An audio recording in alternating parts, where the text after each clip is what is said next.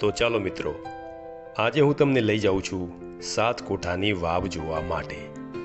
અને આ સાત કોઠાની વાવ મહુડી આશ્રમ ચોકડી જે 4 રસ્તા છે ત્યાં આવેલી છે.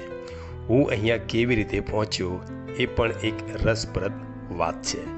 હું જ્યારે વિજાપુરથી ગાંધીનગર તરફ બાઇક લઈને જઈ રહ્યો હતો ત્યારે રણાસણ ક્રોસ કર્યા પછી મેં જોયું કે ડાબી સાઈડમાં એક સતી માતાનું મંદિર છે અને આ મંદિરની બાજુમાં દિવાલ પર લખેલું હતું કે પૌરાણિક સાત કોઠાની વાવ.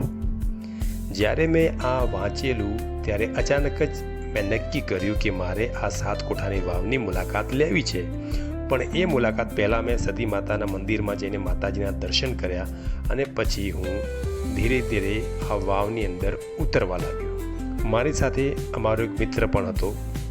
મિત્રો, આ સાત કોઠાની વાવ, આનો શું ઇતિહાસ છે, આના વિશે મને કાંઈ જ ખબર નથી. બસ મારા મનમાં થયું કે આ પૌરાણિક સાત કોઠાની વાવ એ પણ આવી જગ્યાએ છે તો મારે જરૂર આને સોશિયલ મીડિયા ઉપર લાવવી જોઈએ. મિત્રો, એવા ઘણા લોકો હશે જેમણે આ જગ્યા આજ સુધી જોઈ પણ ના હોય. તો બસ મિત્રો, મારો કહેવાનો એટલો જ મતલબ છે કે આવી પૌરાણિક જગ્યાઓ આપણા ગુજરાતમાં ઘણી જગ્યાએ છે જ્યાં પુરાતત્વ ખાતાએ કંઈક ને કંઈક ધ્યાન પણ આપેલું હશે. પણ આજે આ મહુડીની પાસે આશ્રમ ચોકડીની બાજુમાં સતી માતાના મંદિર પાસે આ સાત કોઠાની વાવ આજે અવાવરૂ હાલતમાં પડી છે.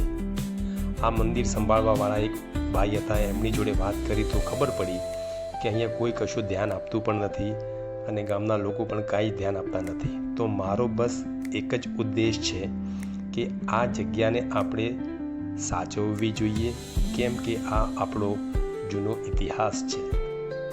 બસ મારે એટલું જ કહેવું છે આપણી ગુજરાત સરકારને, પુરાતત્વ ખાતાને,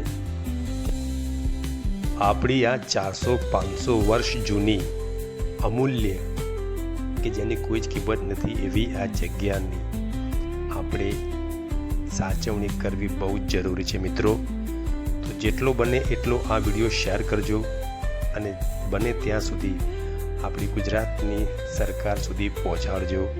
અને જેટલું પણ બને એટલું આ જગ્યાની તમે બધા મિત્રો મુલાકાત લેજો અને આ જગ્યાને વધુ ફેમસ કરો જેથી સરકારનું પણ અહીંયા ધ્યાન આવે.